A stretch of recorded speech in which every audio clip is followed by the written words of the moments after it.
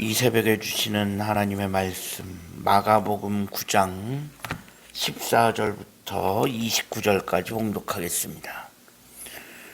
이에 그들이 제자들에게 와서 보니 큰 무리가 그들을 에워싸고 서기관들이 그들과 더불어 변론하고 있더라. 곧 무리가 예수를 보고 매우 놀라며 달려와 문안하거늘 예수께서 물으시되 너희가 무엇을 그들과 변론하느냐?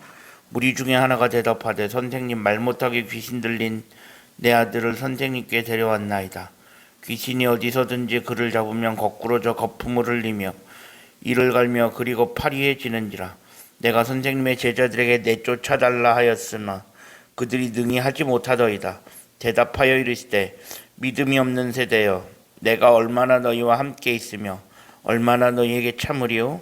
그를 내게로 데려오라 하시매 이에 데리고 오니 귀신이 예수를 보고 곧 그 아이로 심히 경련을 일으키게 하는지라. 그가 땅에 엎드러져 구르며 거품을 흘리더라. 예수께서 그 아버지에게 물으시되 언제부터 이렇게 되었느냐 하시니 이르시되 어릴 때부터니이다. 귀신이 그를 죽이려고 불과 물에 자주 던졌나이다. 그러나 무엇을 하실 수 있거든 우리를 불쌍히 여기서 도와주옵소서. 예수께서 이르시되 할 수 있거든이 무슨 말이냐? 믿는 자에게는 능히 하지 못할 일이 없느니라 하시니 곧 그 아이의 아버지가 소리를 질러 이르되 내가 믿나이다. 나의 믿음 없는 것을 도와주소서 하더라. 예수께서 무리가 달려와 모이는 것을 보시고 그 더러운 귀신을 꾸짖어 이르시되 말 못하고 못 듣는 귀신아, 내가 내게 명하노니 그 아이에게서 나오고 다시 들어가지 말라 하시매 귀신이 소리 지르며 아이로 심히 경련을 일으키게 하고 나가니 그 아이가 죽은 것 같이 되어 많은 사람이 말하기를 죽었다 하나 예수께서 그 손을 잡아 일으키시니 이에 일어서더라.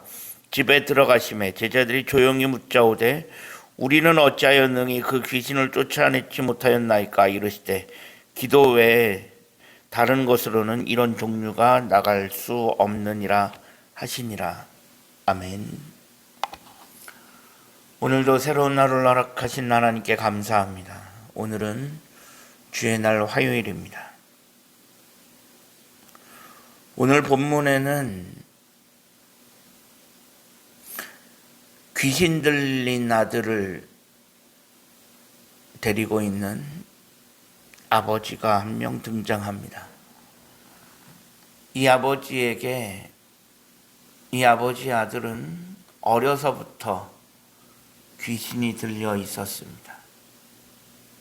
아마도 이 아버지는 귀신 들린 아들에게서 이 귀신을 내쫓아주기 위해서 안 해본 것이 없었을 것입니다.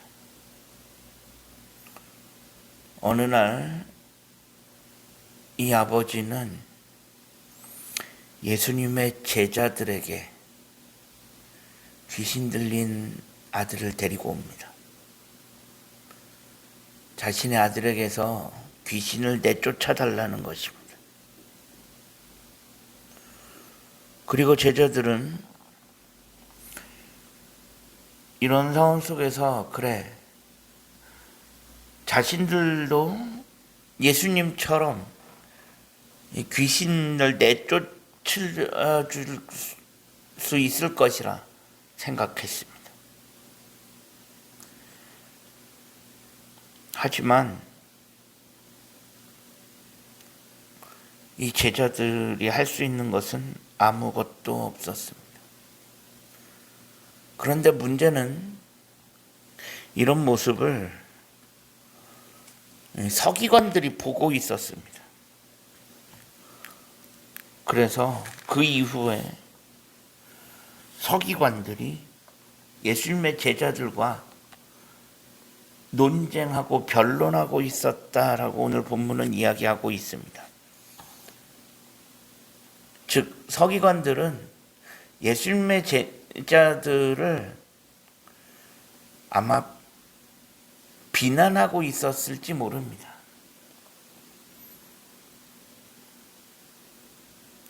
제자들은 사실 조금 당혹스러웠을 것입니다. 어쩌면 제자들은 서기관들이 보는 앞에서 호기롭게 보기 좋게 이 귀신 들린 이 아들을 고쳐 주기를 바랬을지 모릅니다. 그러면서 서기관들 앞에서 봐라 너희들, 우리가 이 정도다. 우리를 너희가 그렇게 함부로 생각하면 안 된다. 아마도 제자들은 그런 생각을 하고 있었을지 모릅니다. 서기관들 보는 앞에서 너희들이 우리를 비난하거나 우리를 자꾸 못 살게 구는데, 그런 서기관들 보는 앞에서 어떻게 보면 보기 좋게 하나를 좀 해보고 싶은 그런 마음이 있었을지 모릅니다. 그런데 제자들은 아무것도 하지 못하고 어떻게 보면 서기관들 앞에서 망신만 당한 셈이 되고 말았습니다.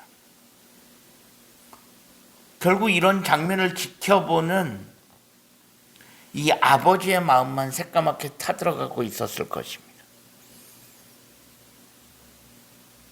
그런데 그때 예수님께서 나타나셔서 도대체 지금 이게 어떻게 된 일인지 자초지종을 물으시고,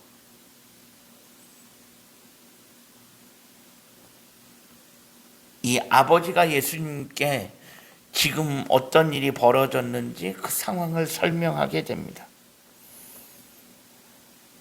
그리고 결국 예수님께서는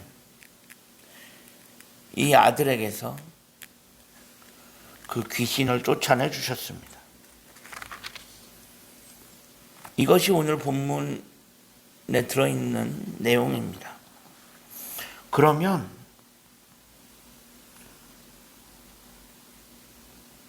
도대체 제자들은 왜 귀신을 쫓아내지 못했을까?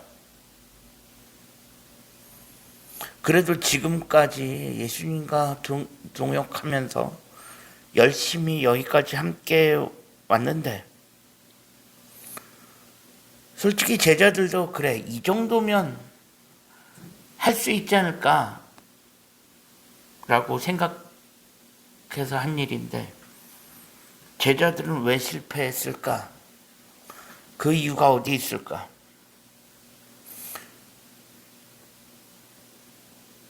예수님의 말씀에서 약간의 그 힌트를 찾아볼 수 있습니다. 그 마지막에 제자들이 예수님한테 묻습니다. 왜 우리는 이 귀신을 쫓아내지 못했습니까? 그때 예수님께서 뭐라고 말씀하시냐? 기도 외에 다른 것으로는 이런 종류가 나갈 수 없다 말씀하십니다.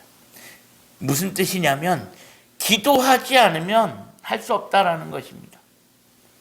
귀신 쫓아내는 건 오직 기도밖에 없다라는 것입니다.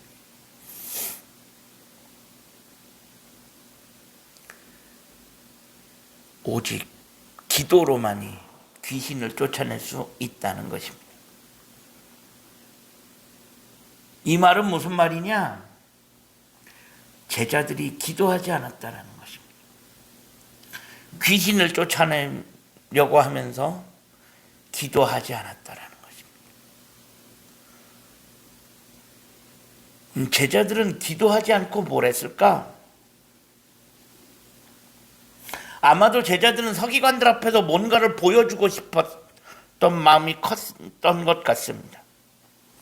사실 서기관들은 바리새인과 더불어 유대인의 지도자들로 예수님과 그의 제자들을 못살게 굴고 핍박하던 사람들 중에 한 사람입니다.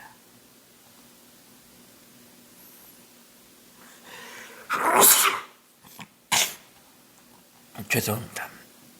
그런 서기관들 앞에서 제자들은 보기 좋게 뭐 하나를 좀 해보고 싶었을 것입니다. 그래서 자신들을 괴롭히는 그런 서기관들의 코를 납작하게 만들어주고 싶었을지 모릅니다. 정말로 이 귀신 들린 사람을 불쌍히 여기며 그를 안타깝게 여기면서 이 사람을 위해서, 이 귀신 들린 사람을 위해서 하려고 하는 것이 아니라 서기관들 앞에서 자신의 능력을 과시하고 싶은 그런 마음이 더 앞서지 않았을까 싶습니다.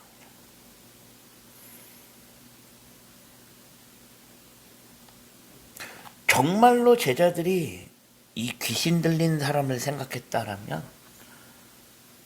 제일 먼저 하나님 앞에 간절히 기도했을 것입니다. 그 안타까움, 그들이 귀신 들린 자를 고쳐주려고 하는 그 마음이 정말 순수한 동기였다면 그들은 제일 먼저 기도했을 것입니다. 하지만 그들은 기도하지 않았습니다. 보여주고 싶었습니다. 서기관들 앞에서. 하지만 그런 걸로는 결코 이 귀신 들린 사람을 고쳐줄 수 없습니다. 성경은 분명히 말씀합니다. 우리 하나님은 어떤 하나님이냐? 우리의 마음의 중심을 보시는 하나님이시다라는 것. 하나님은 이 제자들이 어떤 마음으로 이 귀신 들린 자를 고쳐주려고 하는지 알고 계셨습니다. 정말로 제자들의 동기가 순수하고 이 귀신 들린 자를 생각하고 있었다면 하나님은 제자들로서도 귀신 들린 자를 고쳐줄 수 있게끔 하셨을 거예요. 하지만 제자들에게는 그런 마음이 없었습니다. 우리가 사순절을 살아가면서 정말 우리 마음의 중심에 하나님이 있는지를 생각해 볼 수 있기를 소망합니다. 우리 하나님, 우리 마음의 중심을 보시는 하나님이십니다. 우리 마음에, 우리 중심에 하나님을 모시고 온전히 하나님만을 생각하며 살아갈 수 있는 우리 모두가 되어질 수 있기를 주님의 이름으로 간절히 축원합니다. 기도하겠습니다. 하나님 감사합니다. 지난밤에도 편안한 쉼을 주시고 오늘도 새로운 하루를 허락하신 하나님께 감사합니다. 오늘 하루의 삶을 하나님 인도하시고 우리 마음의 중심에 하나님을 모시고 살아갈 수 있는 우리 모두가 되어줄 수 있게 하여 주옵소서. 예수 그리스도의 이름으로 간절히 기도합니다. 아멘.